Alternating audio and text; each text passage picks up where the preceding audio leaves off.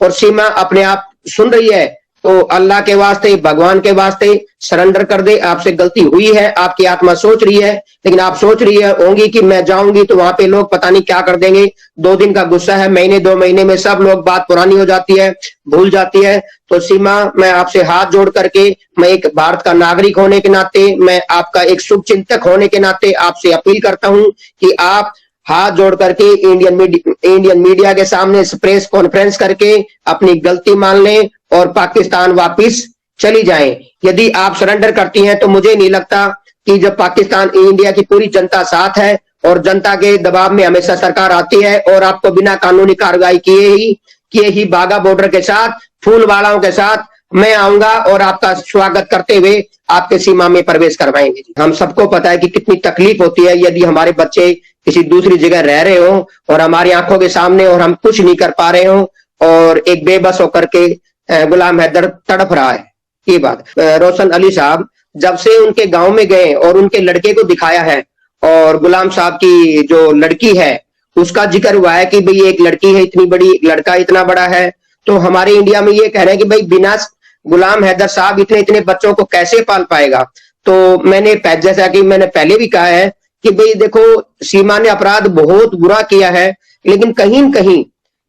गुलाम हैदर साहब को और पाकिस्तान के जो मौजूद आदमी हैं, जो भी मौलाना है, मैं तो सबको, मैं धर्मों का इज्जत करता हूं, सभी इकट्ठा होकर के और गुलाम हैदर साहब को समझाएं और सीमा को बच्चों के समेत ले जाएं ताकि बच्चों का पालन पोषण ठीक हो सके। और आपके चैनल, मुझे पता है कि सीमा जरूर देख रही होगी, सीमा न्यूज का परिवार बिल्कुल शांत स्वभाव से एक एक शब्द हमारा सुन रहे हैं। इस तरफ उनकी दिल की धड़कन बढ़ रही है। एपी सिंह उनको जानबूझ के वीडियो बनवा रहा है कि लोगों को दिखाओ कि तुम्हें कोई फर्क नहीं है, लेकिन सच्चाई चेहरा उनका बता रहा है कि भाई बहुत ही जल्दी उनको यहाँ से जाना है। और सीमा ने भी एक बार पहले वीडियो में भी बोला था, मैं आपको बता देता हूं कि चलो पहले तलाक नहीं हुआ, प्लीज मैं आपसे हाथ जोड़ती हूँ कि कृपया करके मुझे छोड़ दीजिए।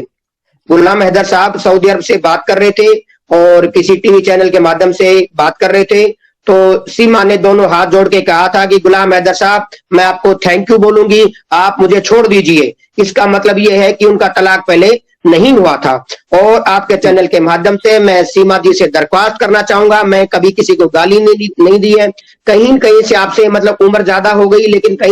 कहीं आपसे बहुत बड़ी नादानी हो गई। आप तौबा कर ले और अपने इस्लाम धर्म में चले जाएं। और जो सबसे बड़ा आपने घृणित कार्य किया है कि जिस मिट्टी में आपने जन्म लिया, हमारे हिंदू धर्म में कहते हैं जिस मिट्टी में तेरी नाल गड़ी, मतलब तो जिस मिट्टी में तूने पैदा हुई और उसी मिट्टी के तुमने खिलाफ बोला है, उसी धरती माँ को तूने निरादर किया है। जिस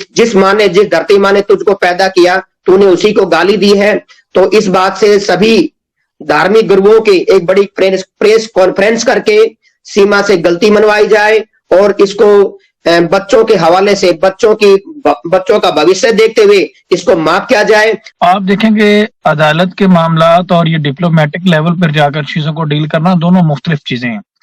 और फिर सुप्रीम कोर्ट ऑफ पाकिस्तान में और लोअर कोर्ट में अपीयर होना, उसमें भी दोनों में जमीन आसमान का फर्क है। और उसके लिए आपको पता है कि क्राइटेरिया है और एक तरीकाकार है। तो रोशन अजीम साहब ने प्रूव किया कि वो वाकई एक प्रोफेशनल वकील है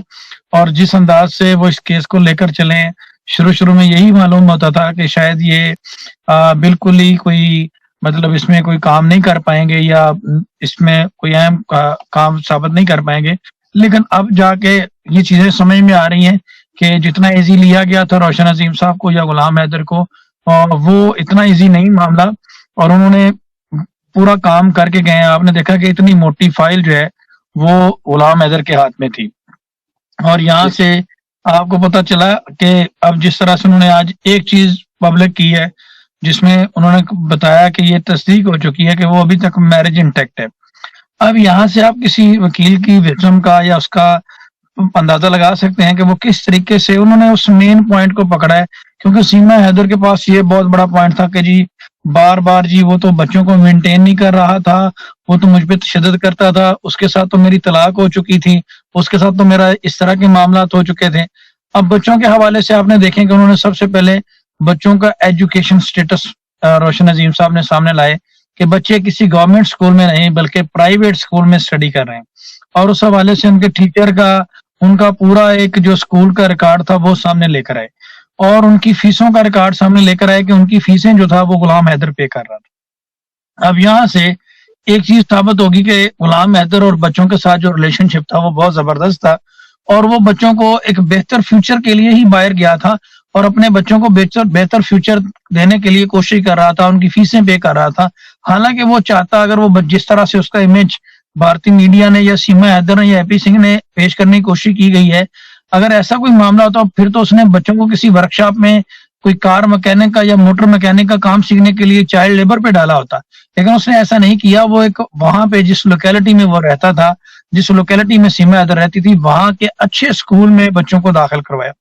اور اس کے ساتھ ہی اب آپ دیکھیں کہ شادی کے حوالے سے ہمارے بہت سارے جو بھائی ہیں وہ یہ کہتے تھے کہ جی جس طرح سیما حیدر نے بات کی، غلام حیدر رسیدیں پبلش کر دے، اپنی واٹس ایپ چیٹ شو کر دیں، معصوم لوگ ہیں، جس طرح سے ان کو چیزیں سمجھ آتی ہیں وہ اس طرح سے ہمیں اپنی رائے دیتے ہیں۔ لیکن روشن عظیم صاحب نے ناظرہ سے ویریفائی کروایا، جس کا ابھی اقرا نے بڑے اچھے طریقے سے ایکسپلین کیا کہ ناظرہ کا جو ڈاکومنٹس ہیں اس کو اگر آسان الفاظ میں دیکھا جائے تو اس کو بھارت بھی ایکسیپٹ کرتا ہے، پاکستان بھی ایکسیپٹ کرتا ہے، ناظرہ کی جو ویریفیکیشن ہے۔ تو وہ ناظرہ کی ویریفیکیشن انہوں نے اوکے کی ہے کہ یہ رجسٹرڈ نکاح نامہ ہے، اس کے علاوہ کورٹ کے ڈاکومنٹ موجود ہیں۔ تو یہ آج 2-3 چیزوں میں روشن عظیم صاحب ثابت ہو گئے ہیں، جو کامیاب ہو گئے ہیں۔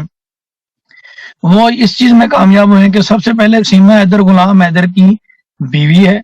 اور یہ بچے غلام حیدر کے ہیں، کیونکہ یہ بھی سوال اٹھا کہ یہ تو غلام حیدر کے بچے ہی نہیں ہیں۔ آپ نے سنا ہوگا سیما حیدر نے یہ اسٹیٹمنٹ دیا تھا، اور اے پی سنگھ کہہ رہے تھے کہ ڈی این اے کرائیں، یہ کرائیں، وہ کروائیں، اور پتہ نہیں کیا کیا کروائیں، کیونکہ وہ تو سارا چیزوں کو انہوں نے لنگر آن کرنا تھا۔ لیکن آج روشن عظیم صاحب نے پہلے چکر میں یہ ثابت کر دیا کہ سیما حیدر یہاں پہ غلام حیدر کی بیوی ہے، اور غلام حیدر جو ہے وہ ان بچوں کا باپ ہے اور ان کا نیچرل گارڈین ہے اور زندہ ہے، اور اس کی کنسنٹ کے بغیر بچے جو ہیں وہ کسی دوسرے ملک میں منتقل کیے گئے ہیں، یا ان کو اسمگل کیا گیا ہے، جو بھی ایک سے دوسرے ملک میں سرحد پار کروائی گئی ہے۔ تو یہ جو چیز ہے، یہ جو پوائنٹ ہے، یہ تو کافی حد تک کلیئر ہو گیا ہے، اور یہی مین چیز ہے۔ اب اس میں آگے جو ان کی پلاننگ ہے نا، وہ بہت ہی زبردست ہے۔ دیکھیں، پہلے انہوں نے اداروں کو کمیونیکیٹ کیا، اور جہاں پہ جتنے بھی لوگ ہیں، آپ جرنلسٹ ہیں، شاید بھائی فیصل بھائی بھی ہیں، یہ جو لیگل مائنڈ رکھنے والے لوگ ہیں یا جرنلسٹ ہیں، وہ اس بات کو بہت اچھے طریقے سے سمجھ رہے ہوں گے کہ ہر چیز کا ایک طریقہ کار ہوتا ہے، سٹیپ وائز آپ نے جانا ہوتا ہے۔ ابھی جس طرح سے روشن عظیم صاحب نے ہمارے فارن آفس کے سامنے یہ چیزیں رکھی ہیں، ڈیفینیٹلی ہمارے جو فارن سیکرٹری ہیں، وزیر خارجہ ہیں، جو فارن ڈپارٹمنٹ ہے، وہ ڈیل کریں گے انڈین ہائی کمیشن کو، اور وہ ان سے ریکویسٹ کریں گے۔ اب اگلا سٹیپ جو ان کا ہے نا، وہ بہت ہی زبردست ہے۔ وہ سٹیپ کیا ہے؟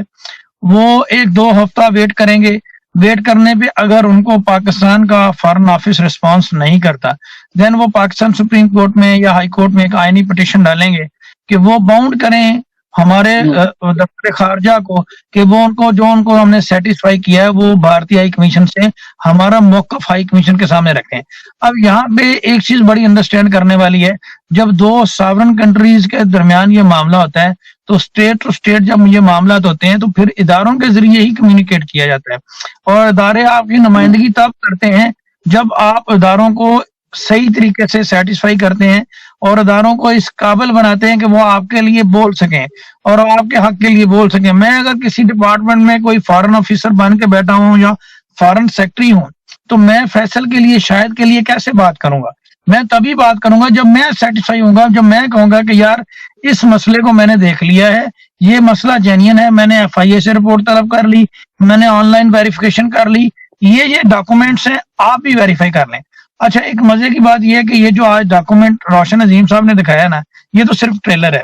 یہ تو صرف ایک انہوں نے دکھایا کہ یہ میں نے ایک ڈاکومنٹ ہے، نکاح نامہ، یہ دیکھیں جو سیما حیدر کا ہے۔ اس کے علاوہ یہ ایک لسٹ آف ڈاکومنٹ ہے، پوری ایک فائل ہے، اور یہ سارے اس طرح کے ڈاکومنٹ ہیں جن کے اوپر ایک کیو آر کوڈ ہوتا ہے، وہ فوراً سے سارا ڈیٹا آن لائن، میں بتا رہا تھا کہ یہ کیو آر کوڈ ہوتا ہے اور یہ سارا ڈیٹا آن لائن ہے۔ جیسے ہی آپ کیو آر کوڈ سکین کرتے ہیں آپ کے پاس پوری انفارمیشن سامنے آ جاتی ہے، یہ کس کا نکاح نامہ ہے، اس کا ہسبینڈ کون ہے، اس کا فادر کون ہے، پورا فیملی ٹری آپ کے سامنے آ جاتا ہے۔ تو یہ ایسی چیزیں ہیں کہ جس کے ذریعے हम दफ्तर खारजा को बड़ी आसानी होगी ये मामला कम्युनिकेट करने में इंडियन हाई कमीशन से, और जब इंडियन हाई कमीशन से ये मामला कम्युनिकेट किया जाएगा तो उनको सेपरेटली भी रोशन अजीम साहब ने अनिल कुमार साहब को मैं भी वेलकम करता हूँ और बड़ी जबरदस्त इनकी गुफ्तगू होती है। तो बस मैं बात को क्लोज करता हूँ कि दोनों इदारों को कॉन्फिडेंस एतमाद में लिया है रोशन अजीम साहब ने,